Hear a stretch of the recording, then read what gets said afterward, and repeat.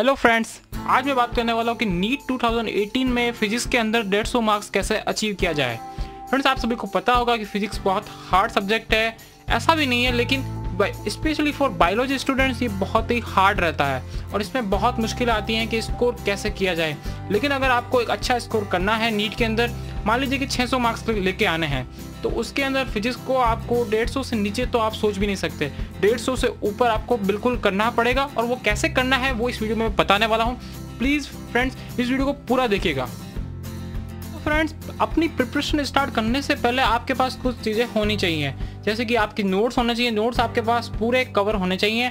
दूसरे, आपके पास एक अच्छा इंस्टीट्यूट का स्टडी मटेरियल होना चाहिए, और ना भी हो तो भी एवरेज स्टडी मटेरियल चलेगा।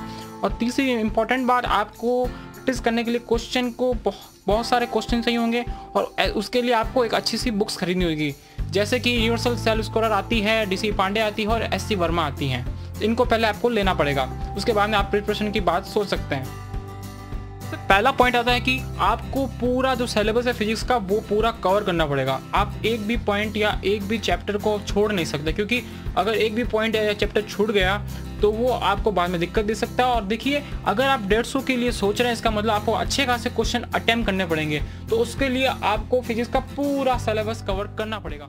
सेकंड पॉइंट ये है कि आपको पहले फिजिक्स का पूरा बेसिक जो है वो पहले क्लियर करना पड़ेगा। जो बेसिक जो सारे सिलेबस हैं और बेसिक जो आपके पास सारे जो क्वेश्चंस हैं, जो छोटे से छोटे जो क्वेश्चंस होते हैं, जो भले वो आपके एग्जाम में ना आते हो, लेकिन आपको जो बड़े क्वेश्चन को सॉल्व करने में वो बड़ी मदद करते हैं। तो सबसे पहले आपको अपना जो बेसिक है सिलेबस उसको क्लियर करना पड़ेगा, और बेसिक से फिर धीरे धीरे आप उस पर जब पकड़ बना लें, उसके बाद आप कॉम्प्लेक्स क्वेश्चंस की तरफ जाएंगे। और कॉम्प्लेक्स क्वेश्चंस की तरफ जब आप जाएंगे तो उन ऐसे जो क्वेश्चंस हैं आपको सॉल्व करने आसानी से आ जाएंगे, क्योंकि जो कॉम्प्लेक्स क्वेश्चंस होते हैं उसके अंदर जो छोटी छोटी बातें होती हैं वो बेसिक क्वेश्चन से ही सॉल्व होती हैं। तो अगर आप इस सीक्वेंस को अगर आप पकड़ के चलेंगे तो आपका स्टडी बहुत अच्छे से होगा।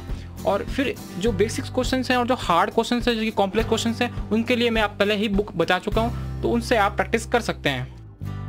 थर्ड पॉइंट ये है कि आपको रोजाना के 50 से 100 क्वेश्चन को सॉल्व करना पड़ेगा। रोजाना के जो सारे जो न्यूमेरिकल्स हैं उनको 50 से 100 के बीच आपको सॉल्व करने पड़ेंगे।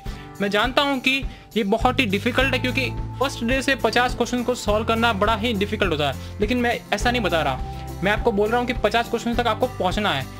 वो आपकी मैक्सिमम रीच हो सकती है 50 से 100 के बीच।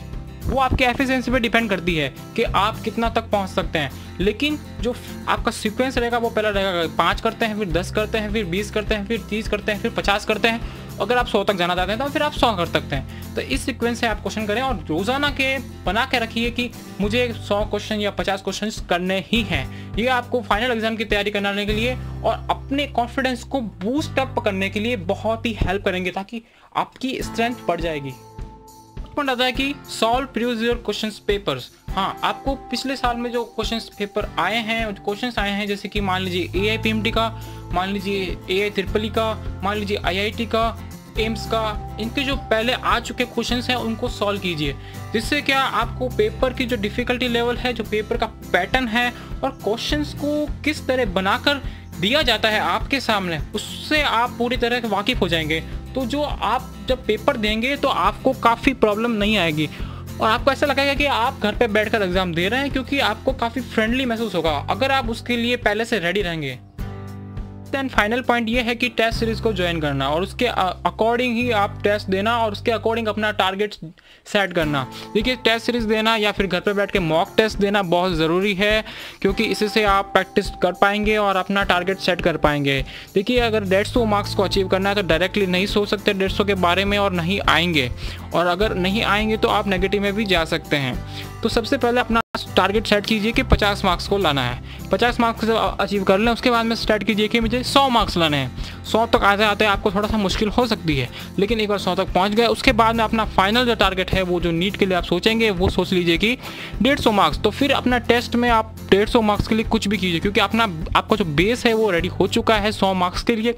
आपको उठना है 100 मार्क्स से सिर्फ 50 मार्क्स की और 150 तक पहुँचना है। तो उसके लिए फिर आप इस सीक्वेंस को पूरा कीजिए, आप डायरेक्टली 150 के बारे में मत सोचिए। तो फ्रेंड्स, आज की वीडियो में सिर्फ इतना ही। अगर आपको वीडियो पसंद आया हो तो प्लीज़ सब्सक्राइब कीजिए और इस वीडियो को लाइक करना ना भूलें। मैं आपके लिए रहूँगा। Thank you.